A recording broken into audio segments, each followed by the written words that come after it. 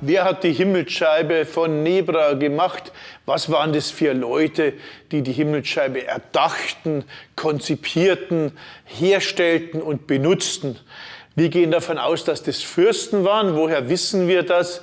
Weil die Zeit der Himmelsscheibe von Nebra, die sogenannte Aunitzer-Zeit zwischen 2200 und 1600 vor Christus, eine Zeit ist, in der sich etwas herausbildet, was wir alle kennen und für selbstverständlich halten, nämlich strikte und starke Hierarchien. Es gibt Arm und Reich, es gibt Oben und Unten.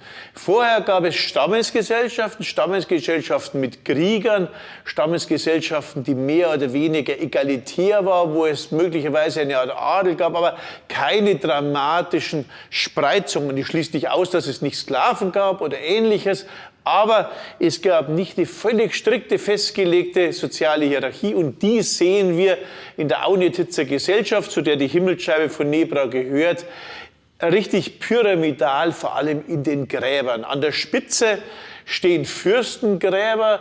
Das älteste Fürstengrab und erste, das entdeckt wurde 1877, war das Fürstengrab von Leubingen, das heute in Thüringen liegt. Ein mächtiger, großer Hügel mit einer zeltartigen Grabkammer. Darin lag ein Mann mit lauter Doppelausstattungen von Waffen. Vor allem hatte er aber einen Goldornat. Und wenn ich Ornaten meine, heißt es auch Ornaten, Armring, 2 Nadeln, 2 Lockenringe, ein Spiralringchen. Und genau ein solcher Goldornat tauchte einige Jahrzehnte später im Fürstengrab von Helmsdorf auf. Und was kann das bedeuten? Dass man identische Ornate hat, das heißt, man hat Herrschaftszeichen, die sozusagen das Charisma des Herrschers nach außen verlagern. Das sehen Sie, wenn Sie das englische Königshaus betrachten.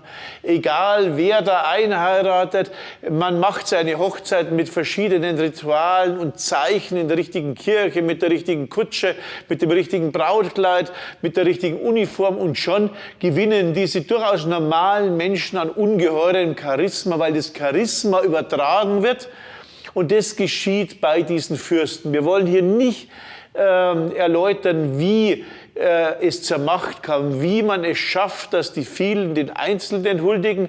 Ein Element ist jedoch, dass man nicht nur über persönliches Charisma verfügt und angezogenes Charisma mit solch einem Ornat, sondern dass man auch aus der richtigen Familie kommt, vor allem aber, dass man mit den himmlischen Mächten im Bunde steht und dass man, wenn man normaler Häuptling ist, Fürsprecher der Gemeinschaft bei den Göttern ist oder wenn man schon König ist und man ganz aufgestiegen ist, dass man selbst die Götter sozusagen vertritt, wie etwa ein ägyptischer Pharao das tut. Unter diesen Fürsten kommen dann Leute, die haben einen goldenen Lockenring und Waffen im Grab. Die normalen Krieger sind nur Krieger und Soldaten, die dürfen keine Waffen mehr ins Grab nehmen, nur die sozusagen leitende Funktion haben. Dann kommen darüber Frauen und Männer ganz normal ausgestattet mit einem einfachen Topf bis hin zu beigabenlosen Gräbern und so teilt sich die Aunitzer Gesellschaft, die eine Normgesellschaft ist. Man hat wahrscheinlich alles festgeschrieben, wie viele Nadeln man tragen darf, in welcher Farbe, wie sozusagen die Hausgrößen sind. Die sind fast wie Reihenhäuser gebaut, immer in gleichen Normen. Und in dieser normierten Gesellschaft lebte man in Sicherheit deshalb, weil es die Erfindung der Armee dort gibt. Es gibt dort starke Sicherheitskräfte. Ob das immer ein Vergnügen ist, in der Diktatur zu leben, nichts anderes war das, wage ich zu bezweifeln.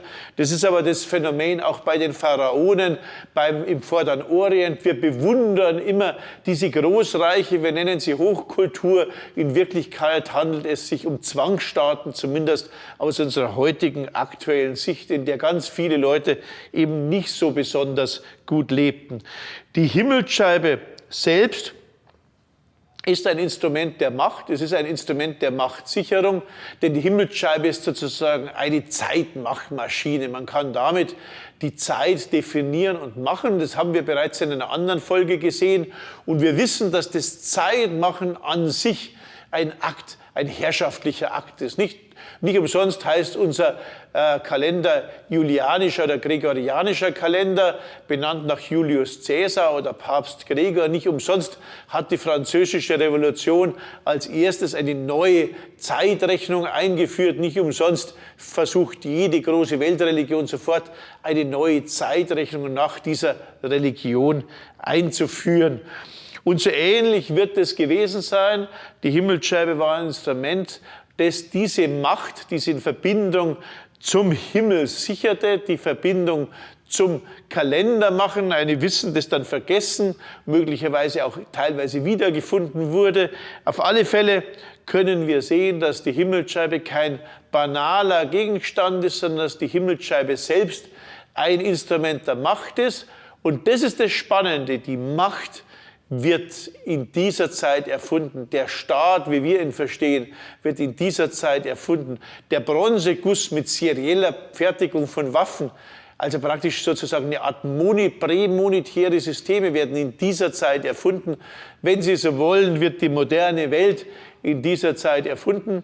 Und deshalb ist die Himmelsscheibe für uns heute immer noch von großer Bedeutung, wenn wir unsere Geschichte verstehen wollen, wenn wir verstehen wollen, wo all das begann, dann müssen wir zurückschauen in die Zeit der Himmelsscheibe. Dann verstehen wir, dass dort Dinge erstmals entstehen, die wir heute für völlig selbstverständlich halten, die aber in der langen Menschheitsgeschichte nicht selbstverständlich sind.